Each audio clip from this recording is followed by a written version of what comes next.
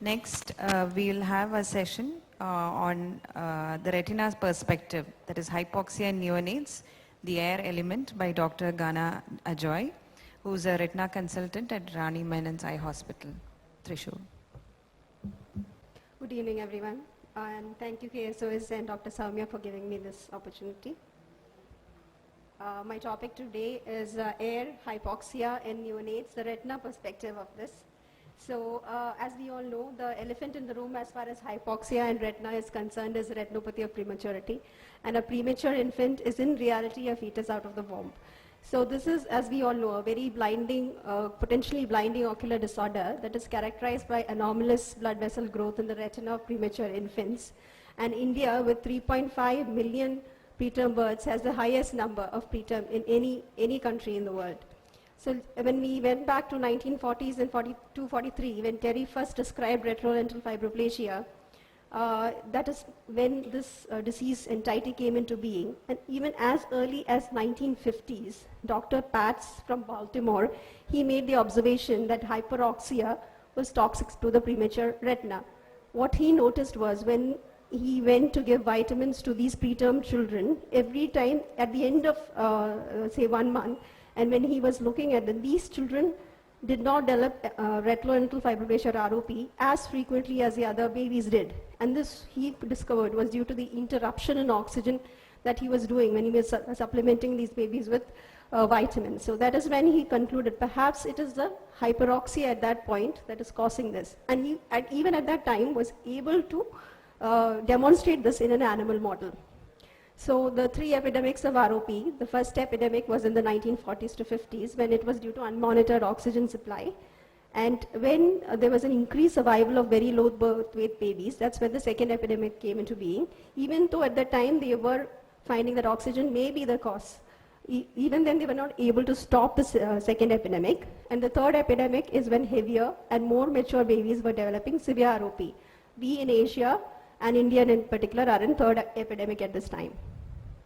So, and then in 1980s, they found the pulse oximetry. And at this point, better oxygen tension monitoring was then possible. Still, the second epidemic of ROP continued. At this point, low birth weight and gestational age became recognized as the ROP main risk factors. In 2003, that is when a landmark study from Wright Foundation and NICU in Los Angeles, they found that there was a dramatic reduction of severe ROP when saturations were kept between 83 to 93% at birth, from birth, and during transport. This virtually eliminated threshold ROP. And laser in these babies in the higher SpO2 range of 90 to 98% was 4.5%, and zero for low SpO2, which means severe ROP can be prevented by careful control of neonatal environment and maintenance of stable physiologic low oxygen saturations. So what does this mean for ROP? Fetus, as we know, is hypoxic. The arterial blood pressure is, PaO2 is 22 to 24 millimeters of mercury. And when you come to a full-term baby or even a normal adult, it is 70 to 90. So look at the difference. And it is in this hypoxic environment that the retinal vessels grow from the optic nerve to the peripheral avascular retina. 13 to 15 weeks, it starts. 36, nasal side is complete. 40, migration complete on the temporal side. What happens with the physiologic hypoxic environment? VEGF stimulates a normal retinal vessel growth into the peripheral avascular retina. This low tissue oxygen levels upregulates VEGF. And when hyperoxia happens, downregulates VEGF. The hyperoxia element has happened at this point. There is not enough VEGF, stops all normal vessel growth stops and results in an avascular retina. The more immature the infant, the larger the area of the avascular retina. Prolonged exposure to this causes vasoconstriction, eventually vasoobliteration. There is ischemia happening at this point. This lack leads to a peripheral avascular retina.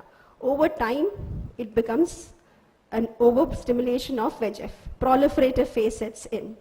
If even at this point, even with that avascular retina, a physiologic VEGF is produced, it can still stimulate normal retinal vessel growth and baby has a normal looking retina. So at 22 to 32 weeks, vasoobliteration, proliferation at 30 to 34 weeks. If this area is very large, there's a large amount of VEGF being produced. And that is when stage 1 and stage 2 ROP set in. There is AV shunts, and progression of ROP. Regression occurs if this VEGF stimulates normal vascularization even at this point past the AV shunt into a vascular retina. This is what we are monitoring when we are checking for ROP. Now, large areas of VEGF, large VEGF production, neovascularization goes to stage 3, stage 4, plus disease, and so on. Here, because we can target the extra VEGF, that's when we give either anti-VEGF or laser. This is when we start treating. So, physiological hypoxia, normal development. Relative hyperoxia leads to ROP. So now we have lower SpO2. We know that this can be regulated to a point. But what does this mean? It resulted in increased death rates. Despite this despite all this eventuality, that is controlling this oxygen to this extent remains controversial. Higher SpO2 ensures a reduced risk of additional life-threatening complications, even though at the expense of a significant increased risk of ROP. So increased ROP incidence appears an unavoidable consequence of a reduced mortality obtained with higher oxygen levels. This is the reason why Committee on Fetus and Newborn of the American Academy of Pediatrics suggests a level of 90 to 95% as the ideal target range of SpO2. So we know multifactorial disease. Now what can we do? What we can consider for the future is to decouple ROP from oxygen. There are hypoxia-inducible factors. Can we decouple this from oxygen and make the retina feel that it is not the oxygen that is stimulating the growth? That is the way forward.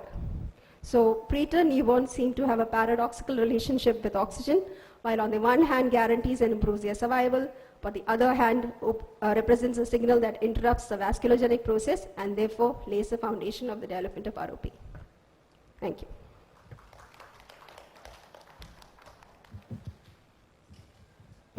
That was an excellent presentation. Next, we will be dealing with AIR, that hypoxia in neonates, a neuro-ophthalmic perspective by Dr. Lakshmi C., who is a pediatric ophthalmology consultant. So when we resuscitate more and more babies into life, tackling all these calamities, we need to know what is the consequence of this issue with the neonatal brain. So the hypoxia boils down to a metabolic concept now, because perinatal hypoxia causes ischemia, and it is ultimately a metabolic problem with excitatory neurotransmitters like glutamate which are implicated, which causes a cascade of neurotoxicity. So when we deal with a child with neonatal hypoxia, it's not necessary that we include only the perinatal hypoxia. We need to include history like preeclampsia or PIH and postnatal, or in the first one month of neonatal life, whether the child has had any insult like hypoglycemia or bradycardia or any other cardiac arrest related issues.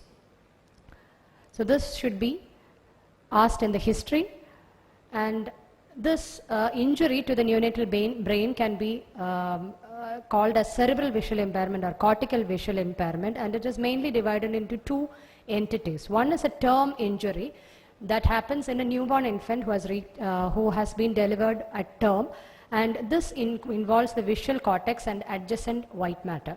Parieto-occipital and parasagittal cortex are mostly involved in this type of injury.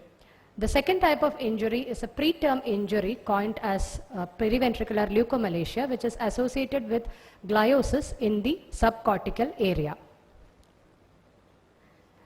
Imaging is the mainstay in diagnosing these children with neonatal hypoxia. It is helpful in differentiating a cortical from a subcortical injury. MRI with a T1 and T2 weighted image will show variable signal changes in a term injury in the cerebral cortex, basal ganglia and thalamus, and deep gray matter. So this is a term injury, and the characteristic feature is the watershed areas of the main cerebral blood vessels are mainly affected.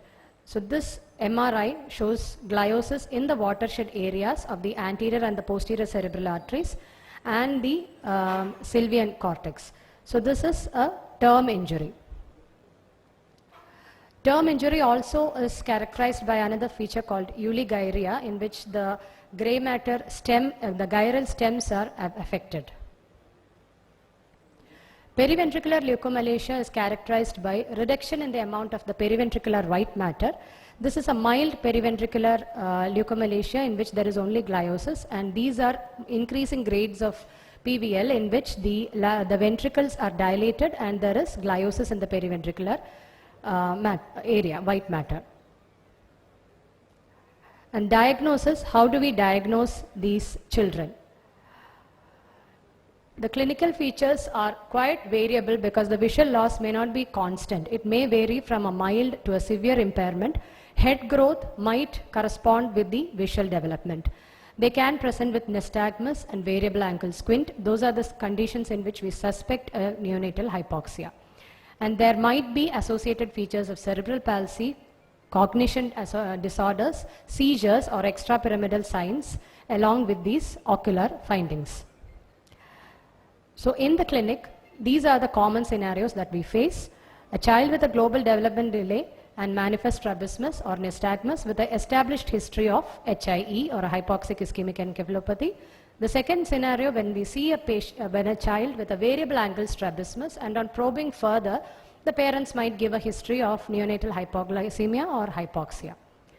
The third scenario is a child with a refractive error. However, we treat the refractive error and the amblyopia, and despite having a normal milestones, we see the vision is not improving, so we should suspect HIE.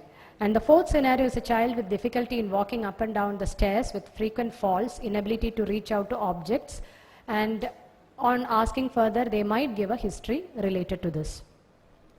So characteristically, the visual cognitive disorders and abnormalities are more manifest in contrast sensitivity and processing of information. So the A's which have to be checked in this are acuity, the assimilation, attention and apraxia that the child has. So the processing of visual information is affected in these children. So looking away from these objects of interest is another feature which we see. Light gazing, photophobia and better vision for moving objects is another feature. Color perception is better appreciated in these children. Frequent falls as we already shown, and there is a concept of ventral and dorsal stream. If the ventral stream is more involved, it is analysis of visual space which is affected, and if it's the dorsal stream, it is mostly the lower visual fields which is involved. So reduction as accommodation is another feature that we see in such children. So these are the neuro-ophthalmologic signs of cortical versus subcortical. They are quite variable, and this is a child with a cortical injury, term injury. I think this is a fusion maldevelopment nystagmus which manifests on covering one eye, the nystagmus appearing only on covering the other eye. And this is a child with a term cortical injury. This is also a latent nystagmus. I think it's not very clear, but there is a latent nystagmus on doing a cover test. So this is another feature of injury. So with that, thank you for your patient attention. I think I could make it on time. Thank you. Thank you, Dr. Lakshmi, for that